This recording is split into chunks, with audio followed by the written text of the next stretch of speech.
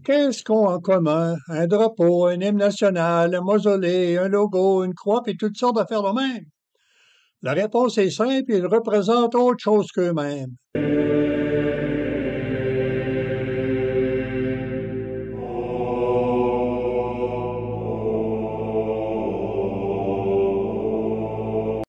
Je voudrais ici ajouter un élément qui m'a servi tout au long de ma carrière et qui symbolise une action, une utilité à la portée de tous. J'ai souvent remarqué que les gens qui écrivaient le moins étaient ceux qui traînaient le plus de stylos dans leurs poches. On n'est toujours gardé qu'un seul, mais il était accompagné d'un petit tournevis qui a l'air d'un crayon. Dans ce cas, comme un crayon, le tournevis est un outil. Je m'en servais pour fixer des câbles d'un ordinateur et toutes sortes d'autres petits jobs.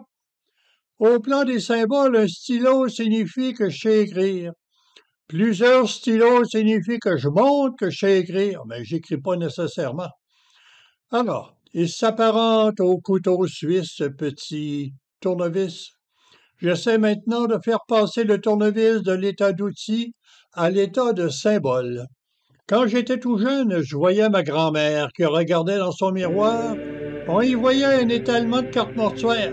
Quand un membre de la famille mourait, elle ajoutait une carte. C'était sa famille et ça valait bien une petite visite au cimetière. Ces dernières années, on a troqué la carte pour le signet. Pratique, ça devient un marque-page. Quand le livre est fermé, ma grand-mère ne pouvait plus visiter sa famille. Et moi, je lis maintenant en ligne. Pas besoin de signet.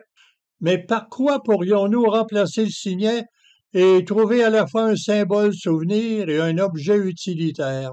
Je change complètement de registre, là. Je fais partie des vieillards dont certains font littéralement rien de leur jour. Je suis pas le seul à constater que certains vieux attendent d'être malades pour s'occuper un peu.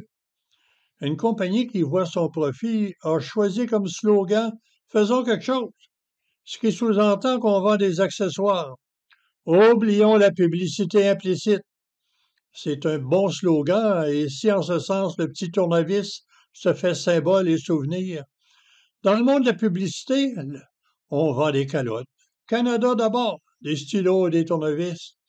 Et je me suis procuré, pour le prix des signets chez un thanatologue, une plaide-boire de tournevis avec mon nom gravé. Plus de signets, mais un tournevis. C'est la dimension mémoire et la dimension utilitaire. Ça rappelle à la mémoire celui qui parle.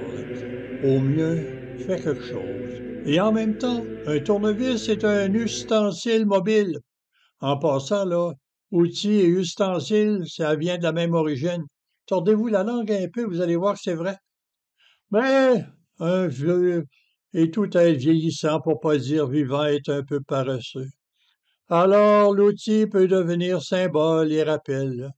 Pour être certain de ne pas oublier le symbole rappelant de faire quelque chose, j'ai fait une installation rudimentaire en montant sur un petit moteur, un tournevis qui se tortille au passage. Ah oui, ça me rappelle que je devrais faire quelque chose. Je réponds là?